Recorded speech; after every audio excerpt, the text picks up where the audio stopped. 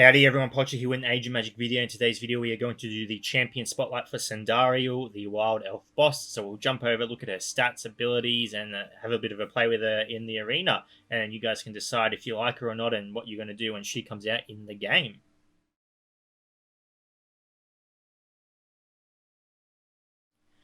So Sandariel is a light hero from the Wild Elves faction. She is the boss, and she comes in with a total of 1.9 million health at full gear level. Her speed is not bad at 260. She's definitely going to outspeed some characters in the game. Armor 27k, magic damage resistance 23k. Basic damage is 216k, critical hit chance is 229, which isn't bad either, and critical damage is 298k. We'll go over her stats as well. You guys can pause it wherever you want and look at anything specific that you wish to look at. So yeah, pretty decent stats, but it will be her kit that either defines her or defines her in a good way or a bad way, and you're going to decide whether or not to work your ass off to get her or throw her in the trash. So we will go over her abilities now. We'll see what they do and what they look like in the arena, and yeah, go from there. So Sandariel's basic attack is Spear Throw. It triggers the boss class mark, and if you didn't watch my last video with Roynar in it, he is able to apply the boss mark. So the marks seem like they might be making a comeback. So damages one target. If the target's speed has been lowered, deals an extra 40% damage. So if they've got a lower amount of speed, then you're going to do some damage. We'll look at the animation as well. Let's go and hit... who do we want to hit? Let's hit Abaddon. Why not? So pretty basic animation. Still pretty cool. Launches it. Yeah, nothing else you need to know about that. And if you have Roynar and he has applied the boss mark, the damage from a boss triggering that mark increases by 100%, I'm pretty sure. So could be a pretty lethal just basic attack from her. Her second special is Shining Harmony. Increases magic resistance by 20% and magic fortitude by 30% for all allies for one turn with a 4-turn cooldown. Doesn't do any damage, and it'd be hard to... I guess the fortitude would be pretty nice, but I mean, if you're trying to kill targets, this is probably not an ability you would want to waste time using unless you had no other option. I mean, even her basic attack in the right circumstances could do a fair bit of damage, but we'll see what it looks like anyway. Shining Harmony. This is a big glowing light. Pretty awesome. But yeah, are you going to want to use this in battle? I mean, I guess just to increase that fortitude and magic resistance, but unless you're going up against like a bomb squad or something.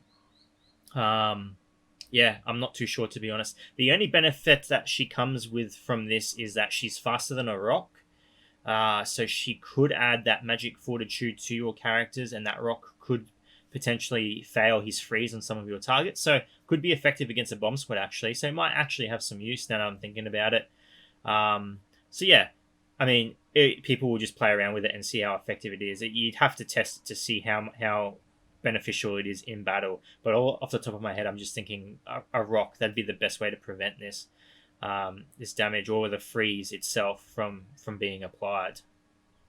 Her second special ability is Sun Spear. Triggers the boss class mark again.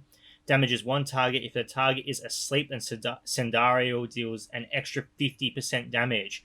And what character from the Wild Elves can put characters to sleep? None other than Idril herself. So as you can see here, we can cast the ability. We're going to do it on Abaddon again. Sun Spear, we'll look at its animation. 660k crit. That's a pretty good crit. I'm going to pause the video. I'll try get the sleep up, and then we'll see what type of damage I can do with the sleep applied to the enemy as well. So here we are with Abaddon put to sleep. I'm pretty sure it's asleep. We'll figure it out in a second. And then we have Sun Spear. So let's see what type of damage that can do now. 1.1 million damage with a critical hit. That was a lucky critical hit. I was really hoping it crit there. So yeah, when Idril first came out, she seemed really niche because her ability put characters to sleep, but if you attack them, then it woke them up. So they weren't missing a turn. they only miss a turn if they're not attacked. So this is a real. I think it's a really good design between Idril and Sandariel, because even though you're getting rid of that sleep, you're getting a damage multiplier. So you're losing something, but you're gaining something. So, I mean, I'm saying this to Playcott as well. Like, if this was originally the plan to have something like this, I feel like release that type of information earlier on. Because when Idril was released, we kind of thought, why use her? It seemed like, she has a pretty niche kit, a pretty nice kit, actually. She's not a horrible character. But then we got to her sleep and we're like, what's the point? Like, there's a lot of characters that use AoE. So you're going to get rid of that sleep, and there's the chance that they miss that turn. So, like, how much benefit are you actually getting from that ability? But now that you have a chance of, getting a benefit from it by triggering the sleep and, gaining a damage bonus, and that is awesome. I think that is amazing. What I was going to suggest something. What was I going to suggest? I can't remember. I was going to say something. I think it's really cool. You just got to line up your abilities correctly so you're getting that extra damage, and I think that's really neat.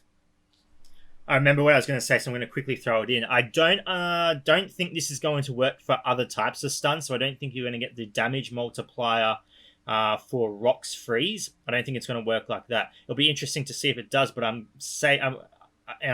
could probably find out, but I can't see it working for anything else but a sleep. And I think if that is going to be the case, they need to be more specific on what the stun types are in the game. Other than that, it'll be interesting to see if it works for other things. Her third special is Urbis. At level 7, it triggers the boss class mark, which is good because it's an AoE ability, so you could be doing extra damage on that. Deals an extra 20% damage per hidden wild elf in the party, and an extra 35% damage if the target is asleep. So then again, synergizing with Idril as well, and there's 2 damage multipliers on this as well. So this ability could be doing a lot of damage. We'll go ahead and look at it in slow motion, or regular speed as they like to call it, and what type of damage it can do. So, okay, that's pretty cool. That is pretty awesome. So I'm going to pause the video again. I'm going to try and hide some of my targets and get the sleep out, and then we'll see what type of damage it can do as well. Okay, so here we are. We've got Idril and Maeglin. They are hidden. We've got 4 sleeps on the enemy. We have Wukong unable to be put to sleep. That's just part of his kit. So let's see what this ability can do. We pretty much got the best we can. We could have... You see, you could probably get rid of some wild elves, maybe. I'm not sure what would be better. Getting rid of a wild elf and putting someone on the team that could hide. Well, but anyway, let's have a look at what this damage can do. We'll go ahead. Oh, none of those were critical hits, and there was like 500k hits there. That was a lot of damage. That was pretty decent for an AoE ability. If there were some critical hits there, that would have been pretty good.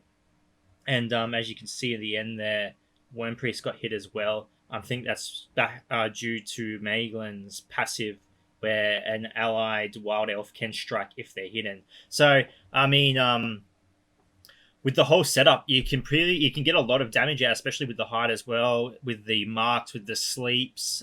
It could stack up to be quite powerful. Those were 500k non-crits, so it'd be interesting to see what damage. And it's an AoE. I mean, it's rare to see AoE unless it's bloody Tyros. I mean, there aren't a lot of AoE moves in the game that have massive damage multipliers like that. And Tyros doesn't really have damage multipliers. He just does a lot of damage. So, maybe even getting to a point where you can put buffs on her as well or something. It'd be interesting to see what that ability... I mean, I tried to get it the best I could, but I'm sure there'll be people out there that can think of better ways to utilize the damage for that ability. So we'll jump over, look at her leadership ability, and that will be everything. So her leadership ability is Princess's Will. Wild elves in the party get 50% initiative when they dodge, and other allies get half that amount. When an ally hides, that same ally gets 100% to their chance to dodge. So pretty good synergy with Maeglin and Idril. I feel like the letdown of the team is going to be Ignore or whatever is the melee damager. I feel like he doesn't really fit into this team. I feel like you could get him out, and he works better in a mercenary forest shaman team, a brotherhood over the faction. I think this team could synergize really well with a decent healer. Are they going to beat the Archons? I don't know. I don't know. It really depends on the healer. I mean, Colonel does a pretty good job with hiding characters and forcing attacks to go in a certain direction. And Sandariel has a pretty good kit as well. She can do a lot of damage if you get the right characters on the team. I think if you get rid of Ignore and chuck in a healer, that way Colonel can hide her as well. You got 3 characters on the team that can hide her. That's bonus damage to Sandariel. I mean, it has some nice synergy. I think the faction as a whole has a nice synergy. I think they could do some pretty neat stuff, but it really just depends on what characters are released. I think, what do they need? They still need the Ranger to come out and the healer. And I think that's the full faction then. So yeah, maybe. Who knows?